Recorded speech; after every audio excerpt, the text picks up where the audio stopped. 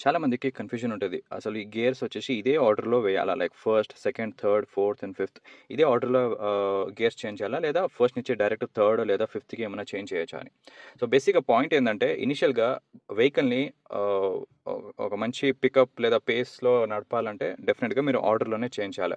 First, second, third, fourth and fifth. Because అది in case మీరు direct first నుంచి థర్డ్‌కెళ్తే బండి స్టాప్ అయిపోద్ది. ఎందుకంటే ఆ థర్డ్ గేర్ ఏసే టైంకి మీ బండి స్పీడ్ వచ్చేసి మినిమమ్ 30 మినిమమ్ 25-30 స్పీడ్‌లో ఉండాలి.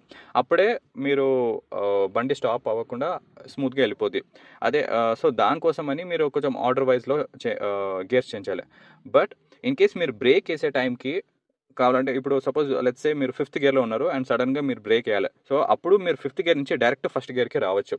సో, డౌన్ బ్రేక్ చేసేటప్పుడు మీరు ఇట్లా ఆర్డర్ వైస్‌లో రావాలని రూల్ ఏం లేదు. Depending on the speed.